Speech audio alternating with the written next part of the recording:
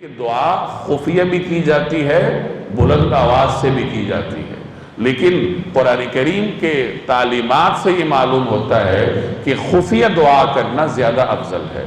اسی طریقے سے ذکر ہے، وہ خفیہ بھی کیا جا سکتا ہے، اونچی آواز سے بھی کیا جا سکتا ہے، لیکن خفیہ ذکر کرنے کو علماء نے افضل قرار دیا ہے۔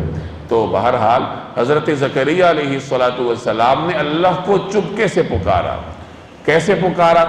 پہلے اپنی عاجزی کا اظہار کیا کہ یا اللہ میری تو ہڈیاں گھل گئی ہیں۔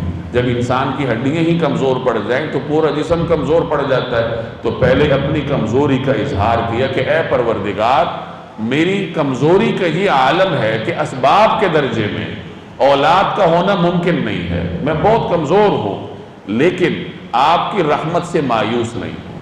تو پہلے اپنی کمزوری کا اظہار کیا، پھر اللہ کی رحمت پر اپنے یقین کا اظہار کیا، اور اس کے بعد پھر دعا کی کہ اے پروردگار مجھے بیٹا عطا فرمائیے، مجھے اولاد عطا فرمائیے جو میرے بعد میری وارث بنے۔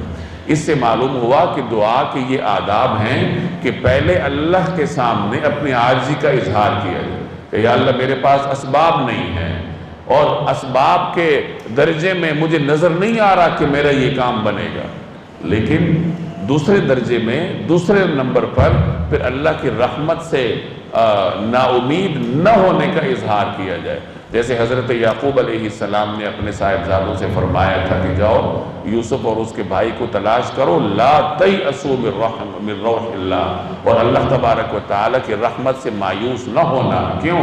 اس لیے کہ اللہ کی رحمت سے تو مایوس وہی ہوتے ہیں جو کافر ہوتے ہیں، جو اللہ پہ امید نہیں، اللہ پر ایمان نہیں رکھتے۔ جس کا اللہ پہ ایمان ہو وہ کیوں اللہ کی رحمت سے مایوس ہو؟ تو یہ دعا کے آداب ہیں، پہلے اپنی عاجزی کا اظہار کرو، پھر اللہ کی رحمت پر یقین ہونے کا اظہار کرو، اور پھر اللہ سے دعا مانگو۔